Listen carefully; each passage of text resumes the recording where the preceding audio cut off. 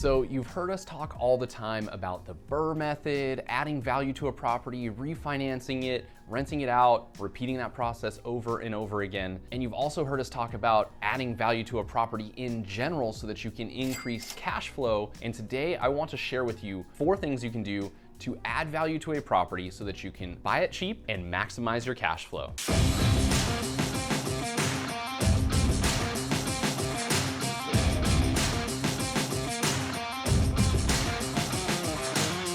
Hey guys, I'm Andrew Lewis, real estate investor and entrepreneur with over 10 years experience building and growing a real estate team and investing in real estate.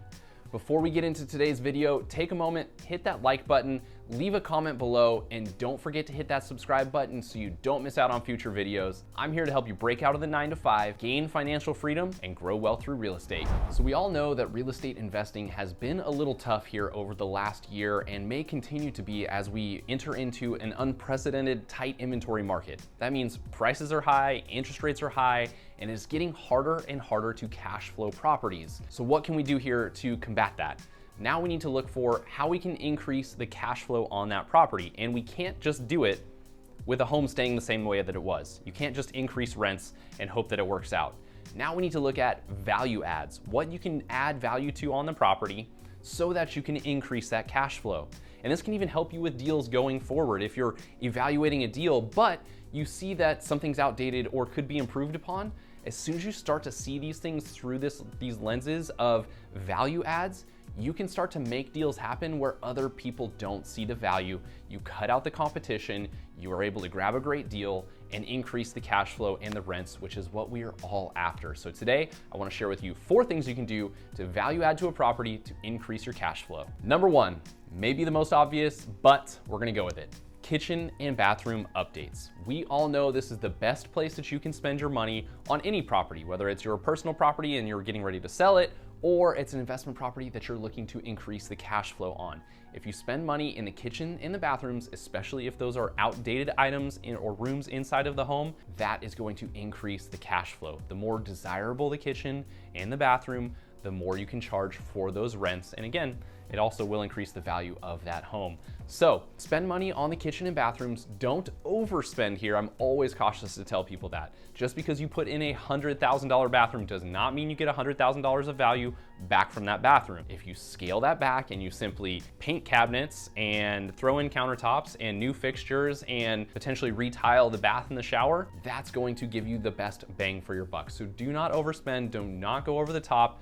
Know your market, know what is popular and in demand for your market, and go after those things and look to do it as inexpensively as possible. That does not mean cut corners, work with unlicensed contractors, anything like that. But if the cabinets don't need to be replaced, don't replace them. If the countertops are already updated and quartz like everyone's looking for, you don't just need to change the color, find a color scheme that goes with what you've got already. So look for ways that you can save money, but what you spend on the kitchens and the bathrooms will allow you to increase the rents as well as the value of the home. Number 2, add a bedroom. This is one that people overlook all of the time because they're simply thinking that to add a bedroom, I need to do an addition to the house. Sometimes that's the case, but you can also be creative and cut into some living space. Homes waste space all over the place. They put way too big of a closet in the master bedroom, or the master bathroom's too big, or there's a big loft or bonus space that just is bigger than it needs to be. So when you find those areas, you can easily enclose those areas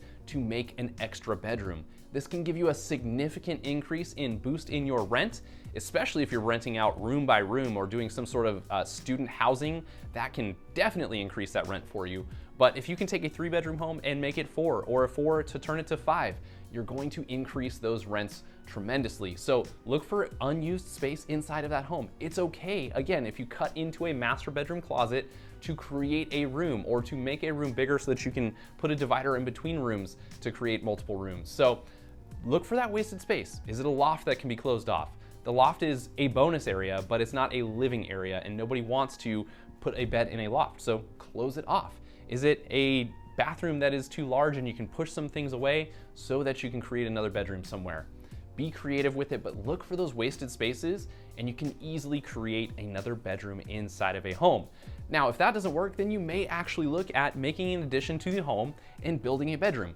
If you're going to do that, consult with contractors, make sure that you are adding as much value as possible. If it means another few $1,000s to add a second bedroom while you're pushing some walls out inside the house to make something happen as far as an addition goes, then do it. But ask the good questions ahead of time. Hey, can we throw in another bathroom while we're here? What's the cost there? Because if you can add there, those are gonna really help the rents as well. So be wise about it. Don't just throw on an addition with just an awkward bedroom that's weirdly placed.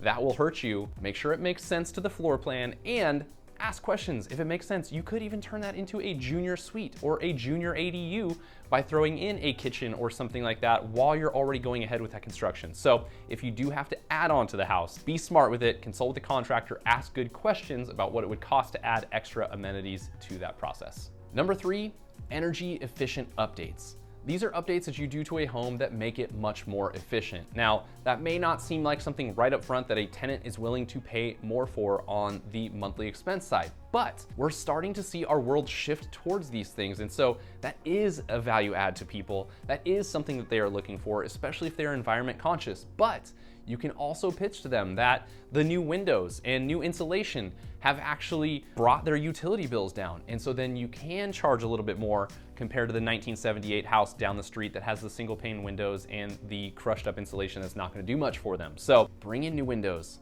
upgrade the AC unit, do a tankless water heater. You can add those and then you can start to ask more for it because it is now an energy efficient home. You can even have it rated for energy efficiency and you can use that in your advertising. So this is a great value add and it's not very expensive to upgrade to a tankless water heater, to put in a new AC unit. It is much cheaper than building on an entire addition to a home to add a bedroom at times. So these are inexpensive upgrades, and one that a lot of people discount but is very popular in certain states is adding solar to the home. This doesn't mean that you have to buy the solar panels outright and spend $30,000 on a system, but there are leases and power purchase agreements that you can enter into with no money out of your pocket up front and a small monthly payment. Now you can actually tack on electricity to your monthly rent for your tenant and you can start to make money off of that.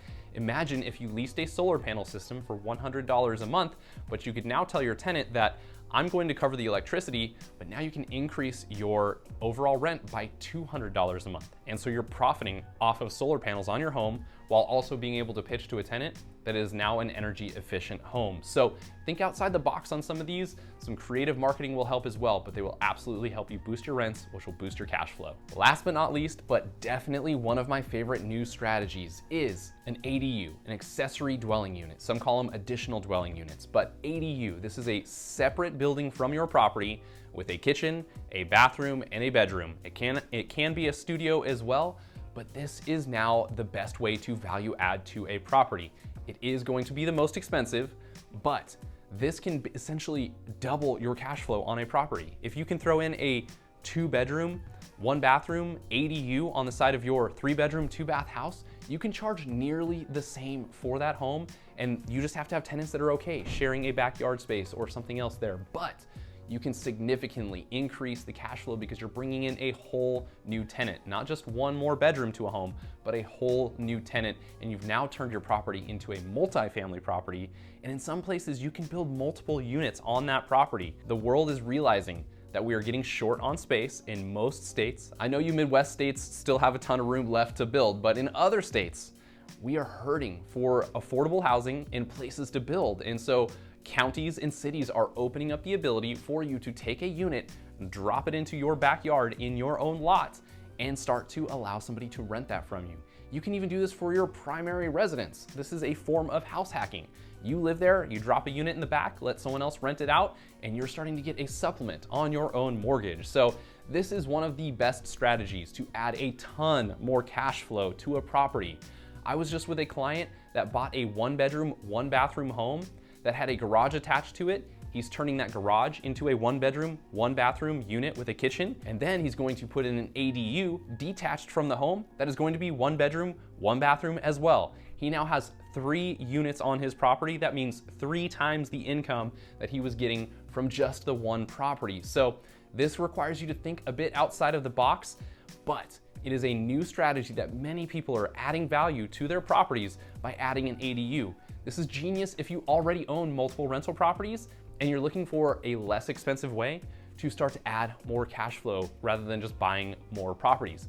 Why not just build ADUs in the backyard of each one of those homes, turn them into additional tenants and additional income? So don't sleep on this one. This is an amazing opportunity to add significant cash flow to your homes. So if you are not making enough cash flow on your homes right now, it does not mean that you have to go just continue to buy more units, although that should be your long-term plan, is that you're going to continue to acquire units. But you can do value adds to those properties. And if you're looking at properties as you're going out to buy them right now, through the lens of some of these add-ons that can help you improve the cash flow, again, you're going to see deals that nobody else sees.